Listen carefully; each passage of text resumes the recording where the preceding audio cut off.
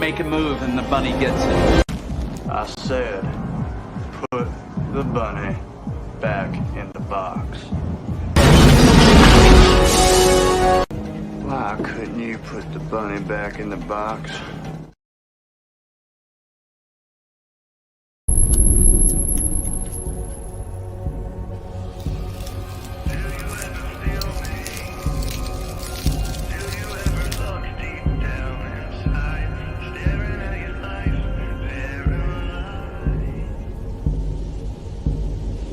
Round one, fight!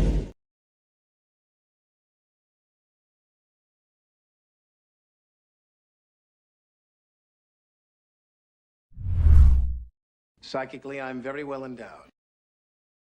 I wanna know what you're thinking. There are some things you can't hide.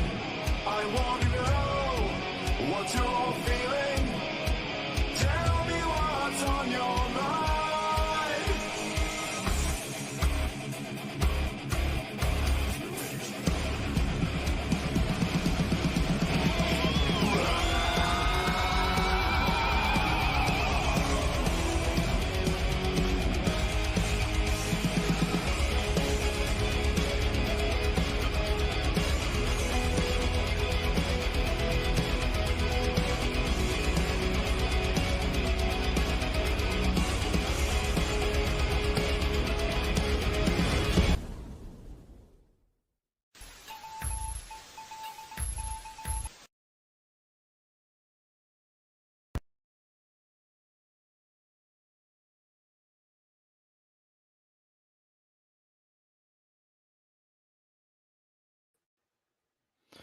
Hey there, welcome to the Rabbit Hole. This is the Monday call-in show where the chat happens to be part of the show. And today we're going to do a little bit of a special, it's going to be a launch stream, my very first launch stream for the Rabbit Hole, and I never had one before. That's why I did the countdown for my friend, Mr. Frost Comics. So welcome to the show. Got the pose from the cover. I'm ready. There you go. All right. And because we're talking about Nephilim, we have another guest that's going to help us talk about that topic. He happens to have a very good comic that happens to have Nephilim in it. And this is Mr. Eric Nenotowski. Welcome. What's up, y'all? How's it going? What's up, gentlemen? Hey. Hello. No problem. Maybe not. We might have Luke Stone later. Don't know. But he is going to give it a shot. He's just closed on a house, and they're moving into it. And plus, he runs a website. He is also an artist, and he's primary breadwinner. I think he's also doing some ministry work. So, we see him. If we see him, we see him, It's like, dadgum that Luke, doing ministry work and running a website to help other people. I mean, dadgum. I don't know about you, but that makes me angry enough to throw a afternoon-long fit and then yell at everybody. There you go. Referencing anything in particular. That's one thing about Luke. He always has the high ground. I mean, he always has the high ground, Yeah. He could always say, hey, I'll see if I can bless you with my presence. It works two ways too. It's clever. Right. Yeah. So I got 3 comics in my acquaintance, and all 3 of them have the element of Nephilim. Okay. Now, Nephilim is a biblical concept.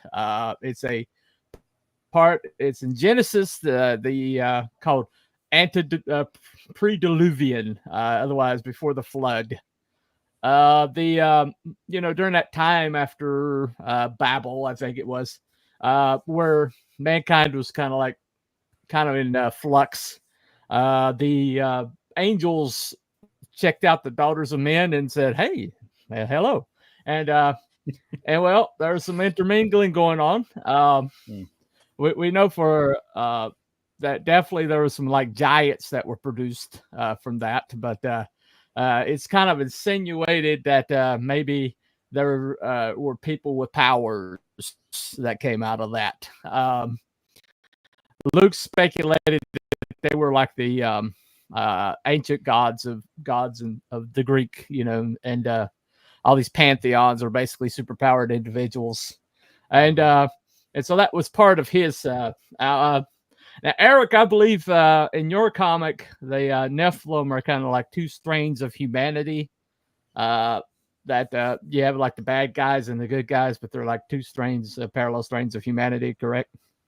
Correct. Yeah, they're definitely more human. Humans that have had near-death experiences, and then come back with supernatural powers. So.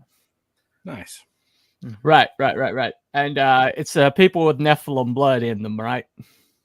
No. Like, I never allude to that, only because I want them to be seen as humans, and what they do is kind of just they get powers from the other side, whether heaven or hell.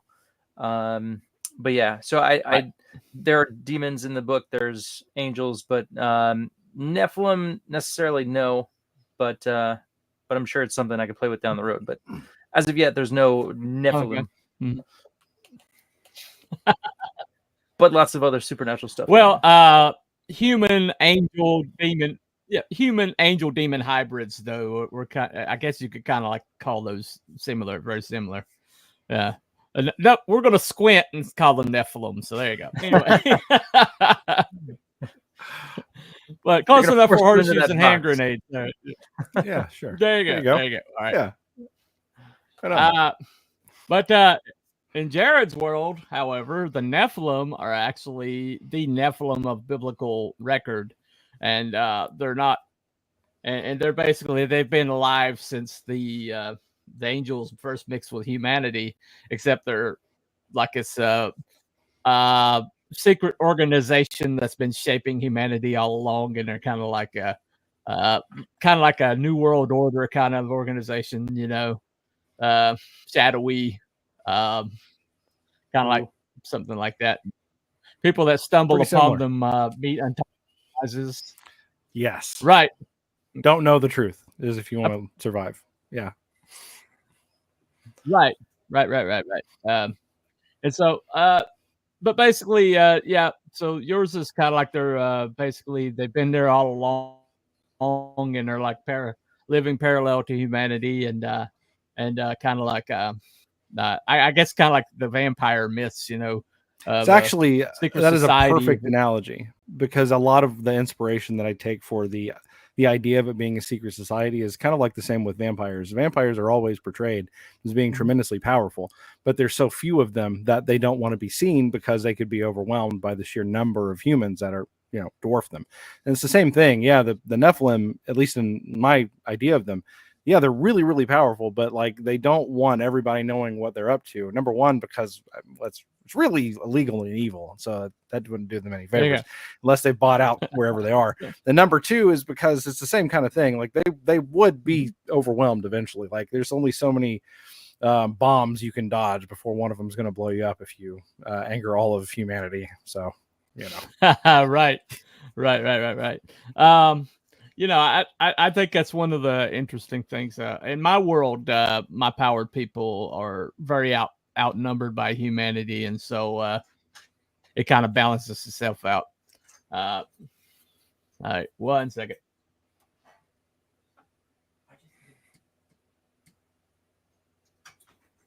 Just let my roommate. I got to show. Yeah. All right. Tell him to read the comic. There you go. But yeah, I think that's a pretty cool way of like because humanity in general, if they have a common enemy, they would be very, very scary. Yes. Yes. Traditionally, that's very true. Right. I think in Shadow Century, it's a very small group of.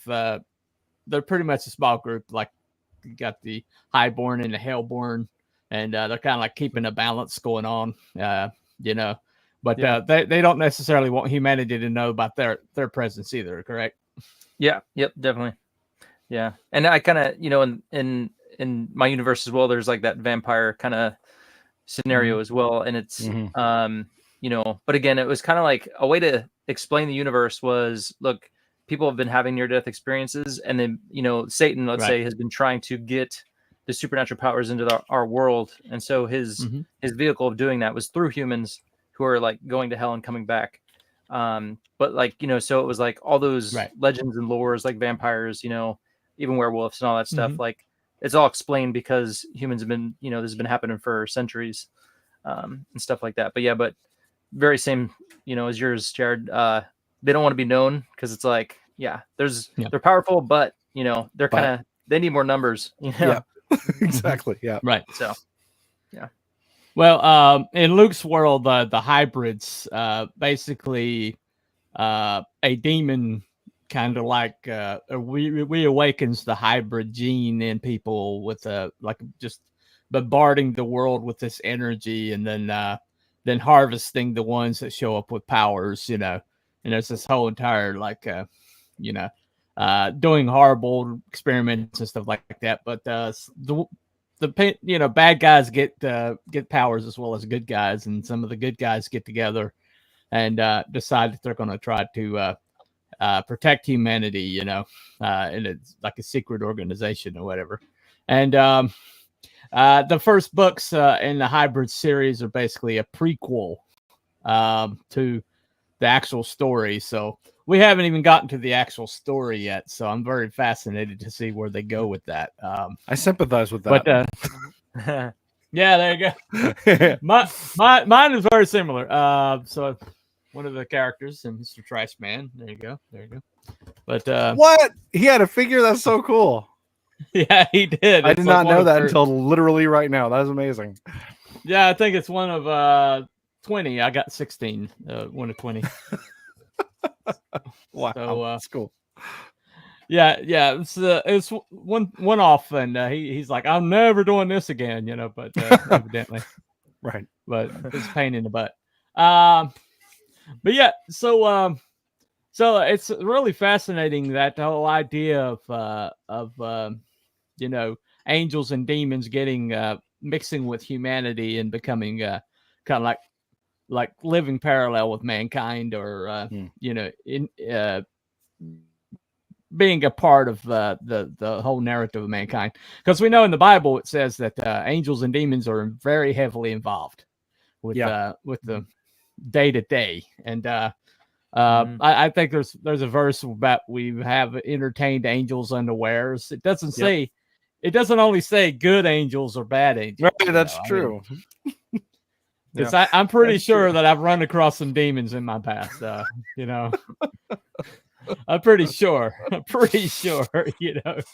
It's some pretty nasty people out there. I think I dated one, but oh well, there you go. Possibility. I'm sure everybody has an ex they're like, pretty sure. Exactly. Pretty sure. Yeah. Anyway, that's the reason why they're an ex. Anyway. Wait a second. I think I might have a curse comment over here. Let me see. Come on, bring it up. Let me see. The game pack. That's a great comment. Whoop. Yeah. Well, let me bring it back up. For some reason. There it is. All right. I'm a huge fan of bunnies as well as telepathy. There you go. All right. You should know there's telepathy there you go. in my comic sometimes, so you should read it. It's free. Well, I believe your bad mistress does have ability to bend people to her will. It's very scary power. Yes, horrifying. Actually, a lot of the inspiration from her came from Kilgrave and the Jessica Jones Netflix show. He was one of the most terrifying representations of mind control that I've ever seen. And I thought that scaled down just a little bit, because like he's so overpowered, like he just has to speak it to you. So I wanted to I want villains who are strong. Obviously, they have to represent a challenge, but like if they can just do whatever, I was like, wow, I need to scale it back. So that's why I thought, if you haven't read the comic yet, and you should, she has to touch somebody to control them. But if she touches them, then she can control them. Otherwise, she's harmless. Yeah. Yeah, well, yeah, we'll revisit that. Right. Anyway, yeah. Well, you know what? So today I'm going to kind of like do a little bit of rundown of these comics. Dave, what's up, Dave? Of both Hybrids and Shadow Sentry, and also becoming a big fan of Morningstar Chronicles. Thank you. Thank you. So let me go ahead and play a trailer for Hybrids. Yes. Kind of give you guys an idea. Trailers are awesome. Of yeah. I don't believe that you trailers ever, like, you know, even though the project has passed, I still believe it. You can reuse the trailers. I still watched the Man of Steel trailer. The trailer for Hybrids trailer. Book 5. Bad movie. Oh yeah. There you go. All right. Yeah, they had the voiceover was really good. It was really good. All right. So this is for Hybrids. This is kind of give you a synopsis and idea of what the book's about.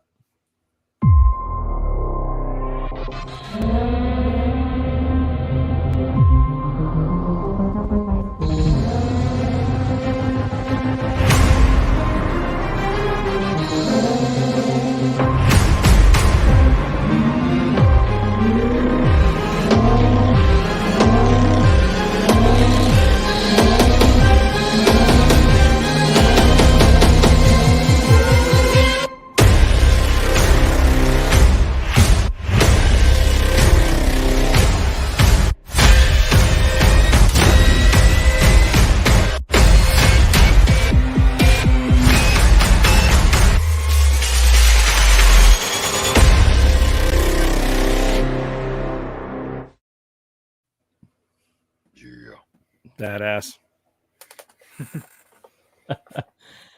Now that was the beginning of the Trash Day, or the end of the Trash Day arc, which is available on Luke Stone Studios. The link is in the chat. It's in the description. The one link in the chat's Mr. Frost. So that basically in his world, the hybrid is like a recessive gene that kind of like it kind of has persisted in humanity all these years, and it gets reawakened, and then and basically powers to like come flooding into the world, and so some people are taking advantage of that in a very negative way, and so some people it's got some, that particular series has got some incredible characters. One of my favorite characters is actually not powered at all. In fact, the guy's in a wheelchair. He's bone human, but he's the most badass person in the whole entire book. Based on a real guy, a real veteran that Luke knows. But just a great series. But in his world, the hybrids are, there is demons involving themselves with mankind, but he's yet to introduce the angels, what the angels are doing. But there is a demon that's kind of like directly involved in mankind, and it's a cool reveal on that guy. But highly recommend the series. It's gone through 2 arcs. The first one's a Trash Man or Trash Day. The second one is the Killing Fields arc. I will warn you, Luke is a sweet guy. And kind-hearted is all outdoors, but when it comes to writing, he doesn't mind breaking your heart at all. He will rip your heart out and smile and chuckle about it the whole time. It just, some people, we all have like, if you're a good writer, every good writer has a streak of sadism. we just do.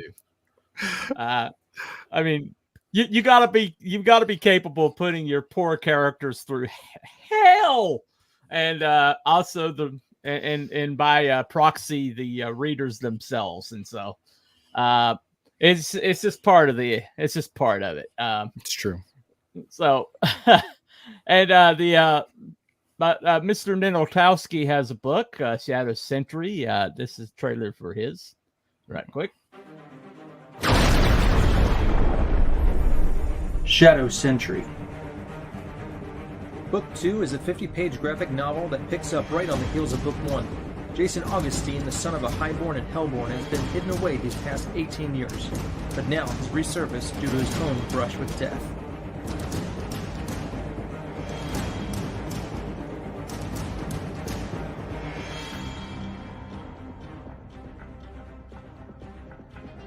The Shadow Sentry have managed to rescue Jason from Vengeance Grasp, but now Bloodbane and Hopscotch have managed to track him down.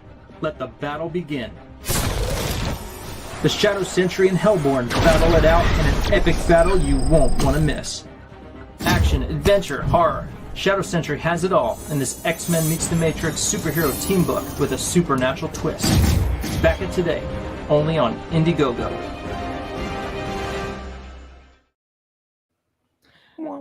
That's a little, Nice. yeah. That's a little old because they are available on Fund My Comic now. Eric has come over, and he also has it on his website. Also, that's just links are in the description. But one thing about Shadow Sentry is it's got all the kind of like image art style that that this part of the community kind of like it's kind of like just the Doors, and it's kind of like everybody kind of has that period between the early 2000s all the way up to but actually the early like mid 90s all the way up to through the mid 2000s is kind of like a big a period of comics there, and so it's got the art, but in Shadow Sentry's case, it also has the writing, so you actually have characters to care about. You actually have I've heard that's important. Yes, it actually is. It really, really is. So, go figure. So I tell people all the time when I push Shadow Sentry, I was like, you liked Image Comics, right? Imagine if Image Comics had writing. That would be Shadow Sentry. So there you go. So anyway, so I just got the Origins, which is the Hopscotch and the Commander Commander Noble, and just you got me all the way to the point, and then you dropped me, and I was like, no, which is always a good sign. Always a good sign. If I'm cussing you because it's not long enough, then that's a really good sign. I've had comics where I'm like, how many pages am I to the end? Yeah. How close am I to being finished? So if I get to the end, exactly. But if I get to the end and I'm like, curses, Yeah. That's always and this was harder because normally, the other formats were 48 pages, roughly 50 pages or so. And then it's like, I cut that in half. So it's like, man, you gotta more. So it was tough, but yeah. That's probably why I got so mad is because there you go. Well, that's probably what got me so mad is because I'm so used to you having a complete arc in one book, and I could tell that was kind of like, it's like, dadgummit. All right. Anyway, Genuine Comics, Dave. Hello, champions. Well, greetings. Definitely interested. There you go. Hey. Never met a woman who was harmless. Right. Well, very great promo, and like an RH factor. Yeah, like an RH factor, definitely. Definitely. We all have a dark streak. Yes, we do. We all do. And shots fired. That image. Yeah. Whoops, second shot. Right. Well, outside, I always ask. I mean, somebody wants to dispute that. I'm like, outside of Spawn, name me a character out of Image, outside of Spawn and maybe Den 13. Name me a plot out of Image. Image plot? Comics. Oh, wow. If you get a character, maybe, but plot, I don't know about that. Maybe a character. Name me a plot out of that. Out of that first. I mean, I will give you a little bit of Witchblade, maybe. Witchblade definitely had. I was going to ask maybe some world Witchblade. building Yeah. in it. But I mean, Wildcats, Cyberforce. I mean, come on now. Cyberforce had one good character. The most 90s name ever, right? Cyberforce, like taking Cyberforce 2 90s words and smash them together. All right. Well, I don't know. Atom Extreme is kind of like the most 80s name, I think. You remember that guy? Everything's extreme. He had a ponytail. He had a backwards cap. He had spikes everywhere, and oh my pouches. God! He had pouches. Pouches, right? He had pouches. He had you need pouches and no feet and a skateboard. We don't need feet where we're going. No. I mean, most of it was just like, good guys versus bad guys. That was it. Here's some cool good guys. They're gonna beat up these bad guys. It's gonna be great. Lots of splash pages, double page spread. Exactly. Yeah. Well, you could just tell that these guys. There you go. But you can just. It's kind of like the early Comicsgate people that were coming in and like, we don't need writers, and it shows. It really shows. Now they kind of learned on the job, and some of the writing has improved somewhat. But I mean, I've gotten so many books that just broke my heart because I'm like, it's so beautiful, and yet there's no characters, there's no plot. It's just a series of disconnected images, and it's just like, get a writer. Just get a writer. Oh my gosh. Anyway, but that is. But Shadow Century definitely has a writer on it. It's highly recommended. So is Hybrids. Very great book. But both of these do have the Nephilim kind of like in them. And Nephilim's really fascinating in that there were like bones that are discovered of giant people. And of course, Smithsonian secreted them away, for some reason. But there is like photographic evidence they existed. There's like, papers wrote about them, and there's like anecdotal evidence that they existed. And anyway, evidently X just went down, but it is what it is. Yikes. Oh well, no big deal. Anyway, what are you doing?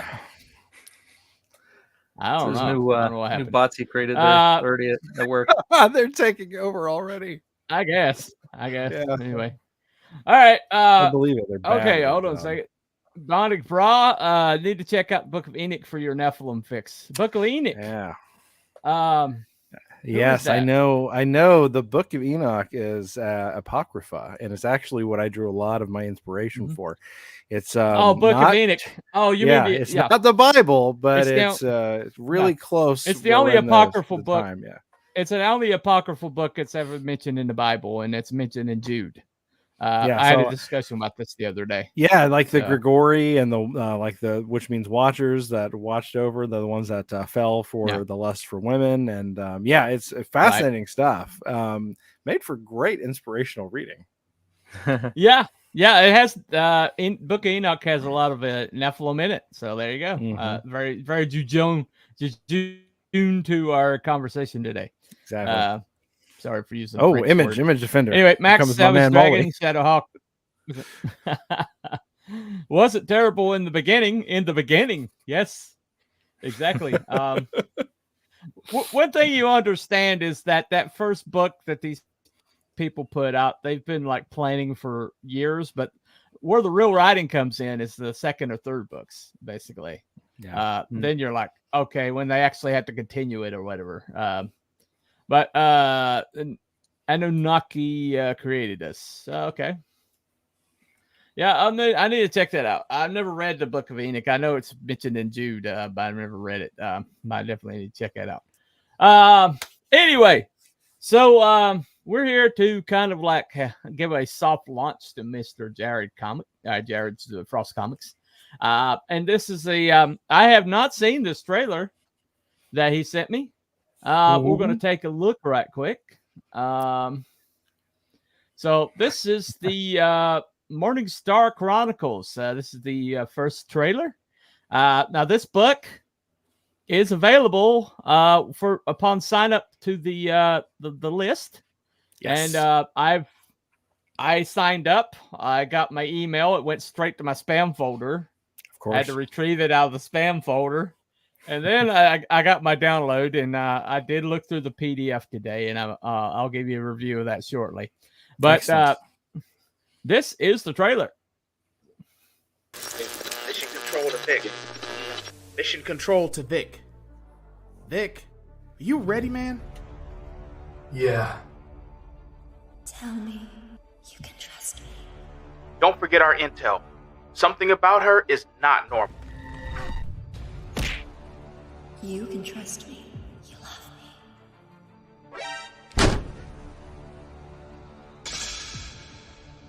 You want to make me happy. I know your hands are filthy. And I know about your tricks.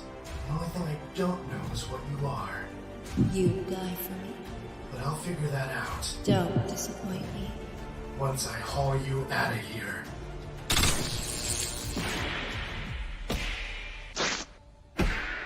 Who did you lose to make you this angry? Not human. What are you? I'm so much more.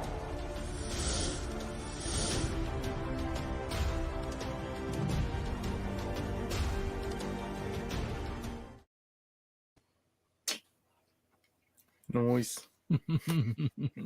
That was made by there you Anime, for anyone curious.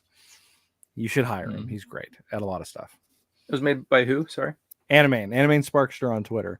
But he usually just goes by Anime. But he's he's got a comic going right now on Kickstarter, so he does everything. He does video editing. He Band of the Blade.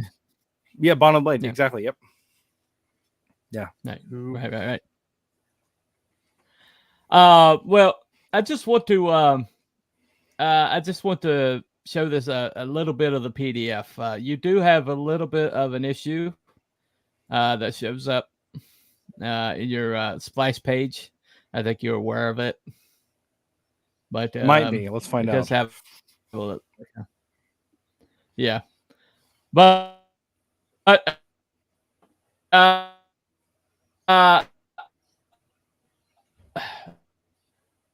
digging to cover up, but the splash page it does like deep a little bit. There you go.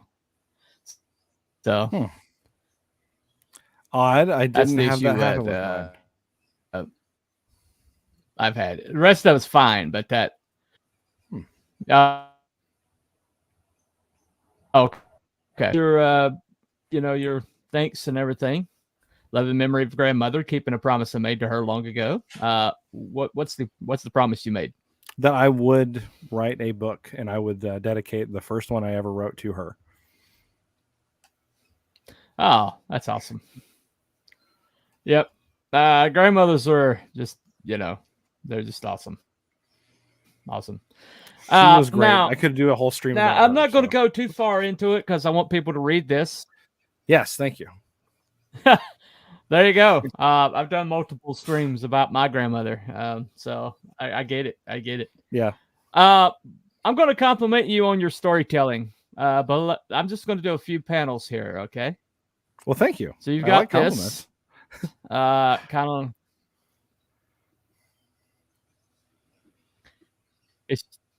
It shows the armor being put on. It's really cool, really incredible. So you have these flames coming up, and it's like, what are these flames here for? And then right there in the visor, you get that image, and no explanation, no story behind it or anything, but you can extrapolate so much from that image. Okay, that he's never too far from this thing that happened to him. So he's always in the flames. Yes. Is that accurate? That's what you're portraying? That's perfect. That's like the fact that you get it is like so like cool as a writer when someone gets exactly what you're trying. Just like telepathic. It's like you said before. That's so awesome. Yeah. That's exactly what I'm trying to send there. Awesome. With this right here, you get a little bit of backstory. Talking about that he's known, kind of like that set up. But then you get these two right here. This panel made me smile.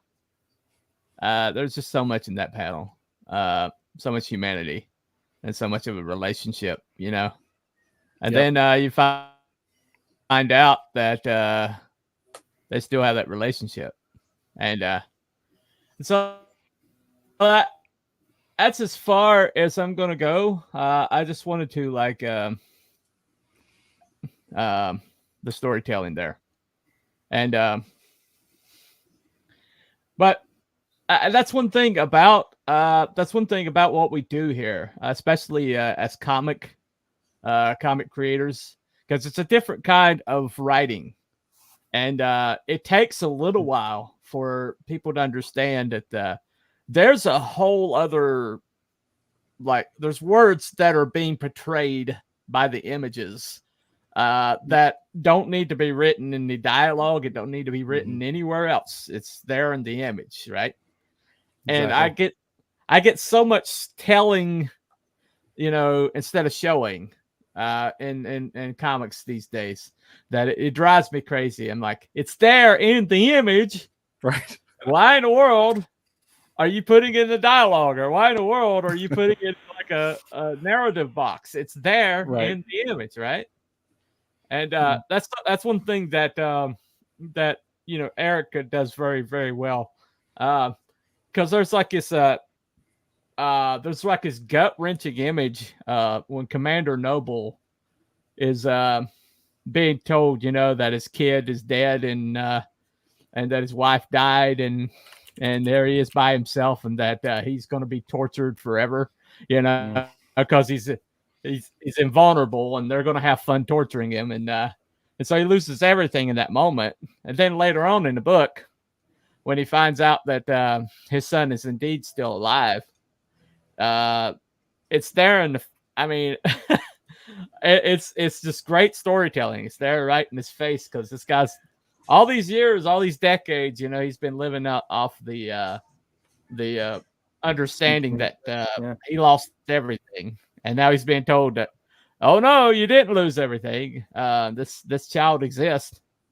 And then in the second book, when he shows up to take his son back, there's this badass entrance that you got to see it to believe it. But so Eric gets that. He gets that. Although sometimes I do struggle with putting a little too much dialogue, I've been told, which I need to find that good balance, Yeah. So yeah. I feel that. Still working on it. Well, yeah, I will say that you do get a little wordy at times. I believe I said that in my review, but at the same time, there's just so much going on, that I really can't see how much you could pare back on a lot of that stuff. Right. Yeah. Especially in early books, there's this curse of the early book that I honestly think that you really have to compromise a little bit in actually doing more writing or putting more exposition down than you really want, that you really feel comfortable with at times. Sure. But you got to get this world launched. You got to give enough information to people, except for Bancroft. Bancroft just like, screw you guys. You figure, you're along for the ride. I got you by the short and curlies, and you'll just figure it out. Okay, you wait years, and you'll figure it out. So he's got a lot more confidence than I do, but which is, of course, I got Lucent book 2, didn't I? So there you go. There's something to be said for that approach. Anyway, pretty damn good. There you go. Domo arigato roboto. Comics conveyed through art, not exposition. Yeah, exactly. There you go. But yeah, so one thing about the whole idea of Nephilim is that there's very few like truly supernatural things. The Bible's full of the supernatural. Okay, it's full of the supernatural. I mean, if people want to like say that supernatural stuff is not of God, not of the Bible, not of stuff like that. Those supernatural stuff all in the Bible. I mean, you got Samson, a guy capable of collapsing the entire temple on the heads of the Philistines. That's supernatural. I mean, and there's just so many examples of stuff like that. I mean, walking through the Red Sea. I mean, you're gonna tell me that's not supernatural? I mean, right? It's like dry ground. They drove right through the middle of the sea on dry ground. That's pretty supernatural, right? Yeah. Water from a rock. Water from a rock, yeah. Turning a stick into a snake and back. Yep. Yeah. And then when the magicians did the same thing, so obviously there's another supernatural at play. There's a counterfeit supernatural, evidently, and of course, Moses' snake ate those snakes. So there you go. It's like, yeah, there you go. But with the Nephilim, it's like there's like a human supernatural interface that's with the Nephilim. That's really, there's the supernatural occurrences that happening, and then there's humanity within the supernatural occurrence. But with Nephilim, there's actually connectedness there, and then there's a product that comes out of supernatural beings that have been produced from this, and so it just makes it really, really rich, playing field there that you can use, and so. I basically, all three of these projects are really highly recommended. So, Jared. Yes. Yeah, I am going to give you a rating for your 28-page comic. So, you ready for it? Ready. All right, here you go.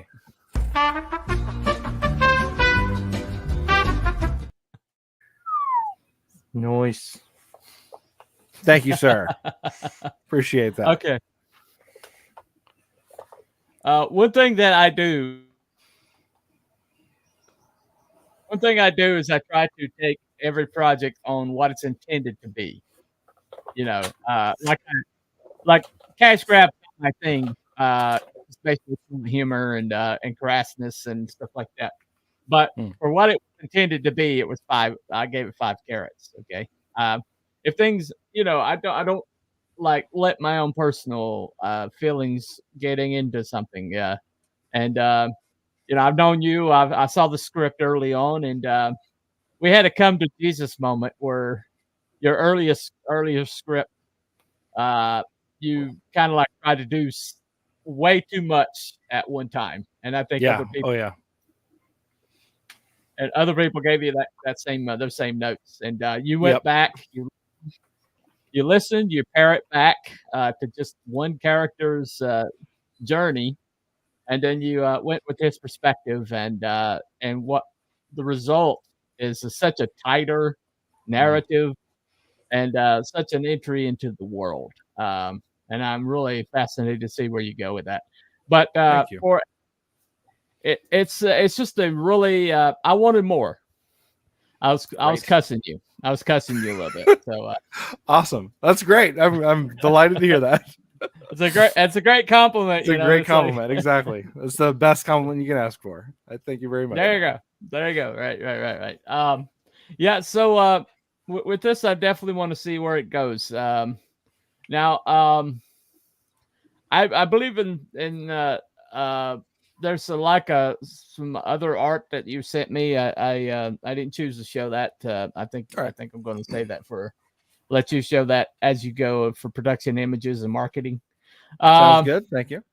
But it seems like you've got So is this Ghost character? Is he the only like protagonist in this? No, In this book? actually, he's actually. I don't want to Metal Gear Solid 2, everybody, if you understand the reference, but he's actually not the primary antagonist. He's a secondary or protagonist. He's a secondary protagonist, but he's I don't know. He's such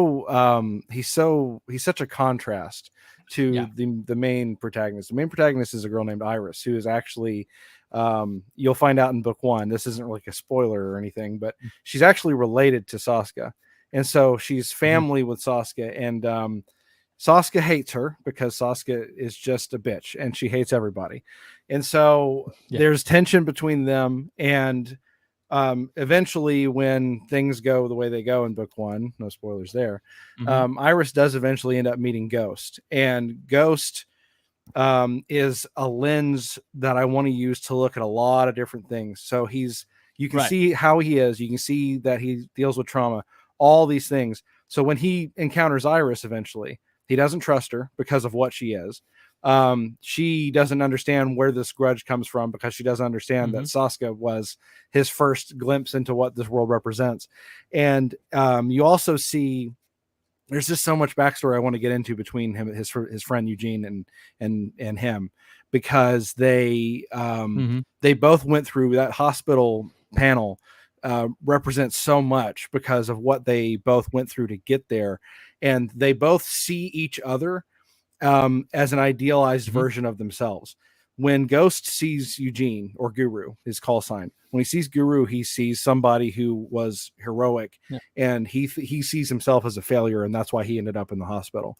And then when Guru looks at Ghost, he sees the exact opposite. He sees that he's endured something, and he continues and he perseveres, and he sees that as heroic, whereas he blames himself for how he ended up there. So they have like this interesting dichotomy between them that I really can't wait to explore. And Iris is a part of that because they're men, so they don't exactly get emotional with each other, obviously. But if you have a girl in the mix and they have some scenes with her that's explaining some of this, then as the reader gets to learn about them, then you get to learn about their relationship. So there's lots of fun stuff with them, and Sasuke sticks around. That's one of the best things that came out of, like you said earlier, when I went back to the drawing board, was I got to make Sasuke a bigger part of both stories instead of just part of one story or the other. And so her role actually expanded in both. And I really think that people are going to love to hate her. So I think that will be just a tremendous boon to the whole universe. So she's not going to at some point turn to be a victim of patriarchy. Huh? No. I saw a rant. I saw a rant today by our friend Von Coleman that evidently the third episode of with Penguin. Yeah, I heard about that. Sophia was evidently turned into like she's a victim of the patriarchy, and he's like, right, look what you did to, don't do that, and it's like, it sounds to me like Sasuke's never gonna have that moment where she's like, this is the reason I'm so traumatized, this is the reason I am the way I am. It just pisses me off. Some people are just evil. She's just bad. She's the worst woman you've ever met in your life, amplified by 100. So I mean, it's just that's just who she is. Like, and I mean, there are. I can't wait. Again, I can't wait. I really hope we can dive into it because there are other siblings. Right. It's not just Sasuke. It's not just Iris. But like there are some where you can see them, and especially because they're siblings, you can see the relationship with Iris, and you think, I could see that person. I can see that person flipping. I can see that person turning around. But like Sasuke, no, that's not gonna happen. No, she's just bad. She's just always bad. One of the interesting things about Iris, from the script that I read, was that she's kind of a babe in the woods in that she doesn't really understand what her family is. Yeah, but there's there's this fear of the rest of the family around her that she is going to figure it out someday, and so they're like watching her warily. And so I'm going to be it's going to be really interesting to see what they're scared of, why they're scared that she'll find out someday. I can't wait for you to read book one. I really want to make book one happen. So, like the big one, Morningstar one. It's gonna be good. That's going to be interesting. It's like Eric's hopscotch. When I read that origin, I was hoping he wouldn't find that she wouldn't be like his traumatized girl victim or something, but he basically like he walked that line. Her people were bad. Her family was like was not like just put upon people that were not bad themselves. And right. and so when she went to avenge them, out of her own. Not out of her pain or anything, but it's because she likes to kill, and they took something from her, and she's pissed about it. And I was like, yes, yes. She didn't have this moment where she's like crying over the grave. She's just like, you killed my family. This will not stand. I'm not no sentimentality here, but this will not stand. You killed my family. You defamed my family name. I'm going to kill you dead. Okay. And I was like, yes, because it doesn't come from a place of like avengement. It just comes from a place that she's just a bad, evil, vile person, and they screwed with her. And she's going to make them pay for that. And I was like, no, right. and I just get so tired of everybody's like, oh, she's got layers. Oh, there's this victimhood. Because they always see, no matter how bad people are, no matter what they do to other people, that they're somehow victims. No. Yeah. Once you, even if you are a victim, once you do something bad to somebody else, you're no longer a victim. You're a victimizer. Yeah. You're a bad person. It doesn't matter what happened to you. If you do bad stuff to other people, because there's plenty of people in the world that have had horrific things happen to them, and it made them kinder. It made them help people. It made them stand in the gap. Batman's a good example of this. And I hate the people that write him as like that. He's like this, like he's mad or that he's doing it out of anger. He's doing it so this doesn't happen to anybody else. That's his core. Okay. And the people that get that write him the best. Right. But that's one thing about both of you guys, that you allow bad people to be bad people. You allow them to have that and well, every single person in Morningstar Chronicles, and then that will be in the 64-page book Morningstar. Every single person has had something either bad or awful happen to them. Ghost has had something awful happen to him. Iris has something awful happen. Like every single one of her siblings, they're all victims of their father, but they have chosen to be part of a system which is corrupt and evil and victimizes more and more people. So you could, sure, something bad happened to him, but like the book is about choices. Like if you choose to do bad to other people, that doesn't and suddenly give you a get out of jail free card. It's not, it's not like just because, I'm sorry you didn't get enough hugs, but that doesn't mean that you get to go around stabbing people now. Like that's not how it works.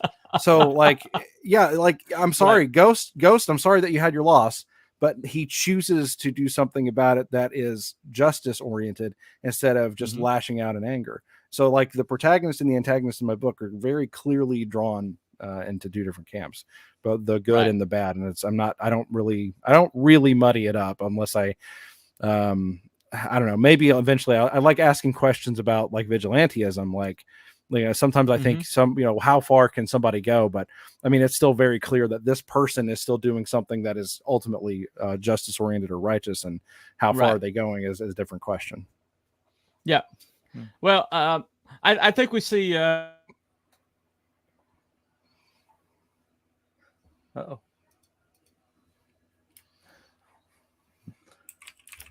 Oh no. Oh no. His connection is cut. His roommate has done him in digitally anyway. Yeah. I told you to not stream right now, my friend. He decided right now he needed to stream the entire third season of Star Trek Picard in 4K. Like right now, he needs to stream it all. Why Picard? I don't know, but he just chose right now to do it, and he chose 4K, and he's playing it on 3 different things. He's playing it on the TV, the smart TV, the tablet, and his computer. Why? Who knows? But now he had to do it. Sabotage. He's DDoSing his own roommate. So cold. Yeah. So cold. That's okay. I mean, we can certainly host until he gets back. Let's go. Yeah. I mean, well, first of all, I can't say buy my comic because I'm giving it away for free. So read my comic. Go get it for free. It's frostcomics.com. All you have to do is sign up, and you can give me whatever name you can give a fake name. I don't care. Just a valid email. If you get that, you get a free comic book. It might go into the spam. I tried to do everything I could so it didn't go into spam. I even used like a domain verification, but apparently that didn't work. So I don't know. Yeah. William F., what are you guys' comic influences? My comic influences are probably most heavily from Spider-Man and Spider-Girl. I've talked about this on Bunny's show, especially like 3 times. I love Spider-Girl. I love Spider-Man. I love the relationship of the father going to the daughter or son, really, but in Spider-Girl's case, I love the handing down of the mantle in that capacity. So and in particular, as far as writing, it's DeFalco. I loved his run in Spider-Girl so much. I've talked about that so many times. So I really, really, really like that. I know he's a putz, but I did like some of Bendis's work too. I thought that his work was pretty solid.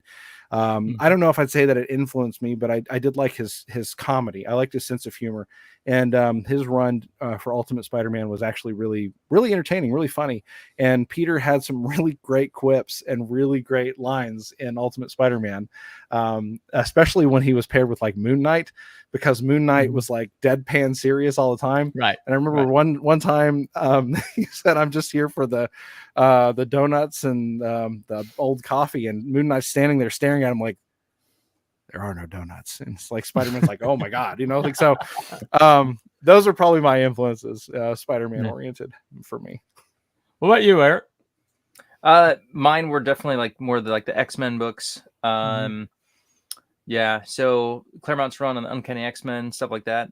And because the X books were like my first introduction to comics, so that kind of just grabbed me right away. I loved Wolverine, and then as far as the art realm goes, those influences are just like the 90s, like the Image guys, because that's when I started heavily collecting comics or just buying comics. Yeah, so Mark Silvestri, Rob Liefeld, Jim Lee, all those guys, J. Scott Campbell, all those guys. So and then it was just like, all right, how can I trying to hone my craft to kind of like look like their art, and so I'm definitely got a lot of Claremont in me, but Weezy Samuelson is probably my biggest, she's probably the mother of my writing, comic writing wise.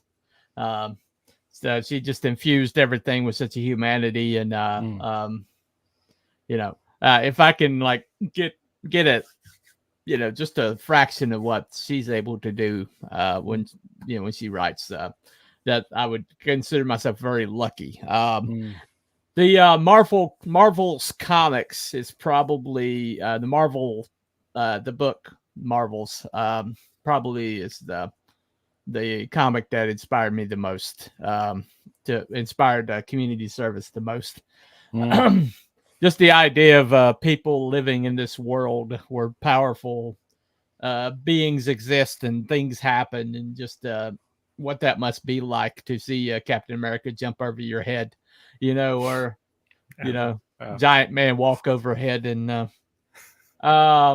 Buscema was the writer on that, and Alex Ross drew it. But Buscema is definitely a big influence. He just writes ordinary people in supernatural world better than anybody. But like I was saying about before my internet burped.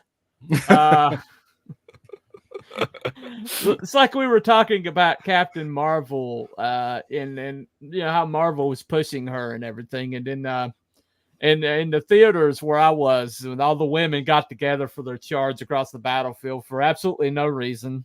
Had nothing to do with the plot. It had no permanence to it. It could have been completely cut and nobody would have been any the wiser. But when Thanos punched her into the next galaxy, everybody was cheering.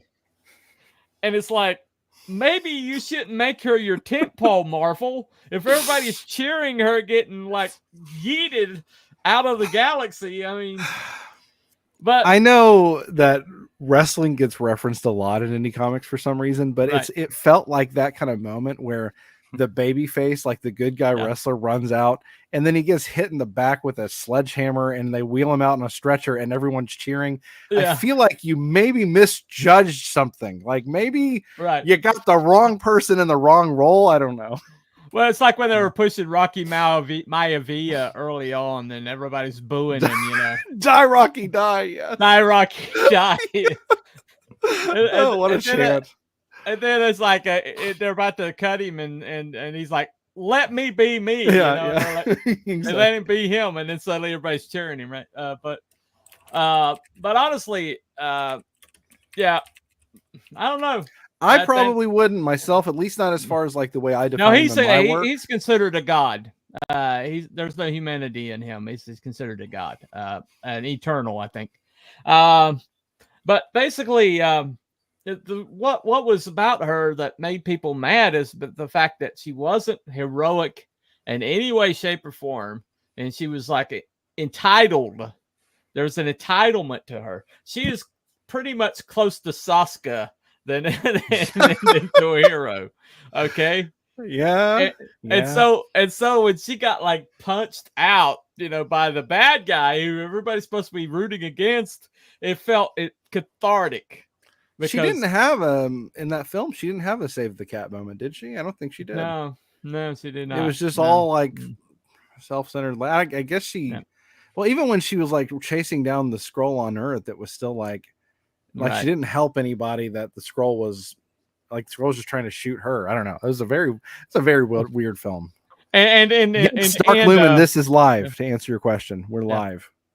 Yeah, this is live. I could start saying certain words and get us kicked off the air. That's how live we are. I will kick you before you do that. Okay. Anyway, well, this is on your channel too, so it's right. Yeah, suicide bomb everybody. Mutually assured destruction. There you go. Anyway, so unalive bomb. But yeah, I really appreciate that. Someone is making how to say it? A stroking or shuffling noise in the mic. I think it's Jared. It might be me. I think I might be hitting the mic with my hat here. That could be it. That's possibly. No, Jared just does like keys. He just does keys all the time. That's the only thing. Anyway. No more stroking noises, guys. Come on. Captain Marvel didn't have always have stroking noises. Come on now. There you go. Anyway. You just make it weird. Every time. Always make it weird. Every single time. Anyway. All right. So he always goes homophobic. Just always goes homo. He always goes homo. Anyway. All right. There's two in my hands. You can't see the other one. There you go. Anyway. There you go. All right. But thank you for coming on. Check that free comic out. The link is in the chat. Just click on that and sign up, and you will get a email. Check your spam folder if you don't. Like what happened to me, it went straight to spam. It can happen. So you'll get the download right away, and it's 28 pages of awesome. You'll definitely be wanting more at the end of it, and it gets you right into the world. It's a very solid first effort. I'm a little jealous, to be honest. Thank you, sir. Managed to get yours out way before me, but it is what it is. Everybody's just like zooming by me, you know. Hojo. I guarantee you, despite everything else, you have made more money than I have at this point. So there's a small consolation. Well, it's because you just put it out and it's free. So, exactly. Exactly. This is a tremendous financial loss, but it was a lot of fun. So it's all worth it. We're all operating at a loss. We're all operating at a loss. Okay. It's true. It's true. I mean, we do this because we love it, not because we're seeking a fortune. Come on. Well, evidently some people are. We got some people dropping out right now. I was like, what did you expect? What did you expect? Look, everyone is the next Eric July.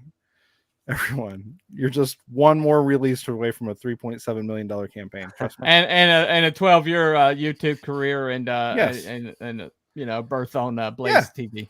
Nothing. Yeah, we're fine. Anyway, yeah, that's all you need. That's all you need. Everybody can do it. Everyone can do it. It's easy. It's easy. That's why I'm rich. Wait a minute. 12-year overnight success. There you go. Yeah, anyway. Exactly. Well, I just saw where Melee just went over 90,000 on Godlike Tube. So Oh, congratulations! I guess. I mean, does he consider that good? That's astonishing to me. So, congratulations for me. I guess I guess. I'm married, so lifestyle loss. There you go. There you go. Yeah, there you go. There you go. Anyway, but thank you for coming on. Check that out. Thank you for having me on. That was great. It was a lot of fun. Also, check Eric Nendeltowski's website. Check out Shadow Sentry, and I highly recommend you get everything that comes out from him. You should buy his books, and while you wait for them to get to you, read my book. There you go. Yeah. Also, Luke Stone. I couldn't make it today. Hybrids. Buy his books too. Yep, on FMC. It's also in the links. Check his stuff out. His Hybrids is probably my favorite. It's probably the series that got me back into comics. It's just if you took Ancient Aliens and X-Men and put them together in a blender, you'd get Hybrids. And so Nice. just a great series, very well written. That's the thing about all three of these gentlemen. Everything's so well written. And that's why I like to have characters to care about. I like plots to be engrossed in, and I like world building. I like to be able to go outside the ropes and wander around in a world. Something so rich and varied that I don't have to be told, don't look behind the cardboard. Right. I love that. I love world building. Anyway, working on it myself. But I can't wait. There you go. Hope this gives you a boost, Jared. Thank you. I think we had pretty decent numbers today. Yeah. If we're still on X, I have no idea. We'll find out. I think it came back. I don't know. Who knows? Yeah, it went away. So I think there was a burp. But Yeah. like my internet did the same thing. So They put it on a rocket and it flew up out of there, and then it came back and they landed it. And the internet came back with it. It's all good. That's I swear I thought that was AI when I first saw that. I was like, holy crap, that's incredible. Anyway, so that's been good for Telepathic Bunny Comics here with Eric Nendeltowski and Jared from Frost Comics, and we'll see you next time. Follow White Rabbit. Bye, everybody.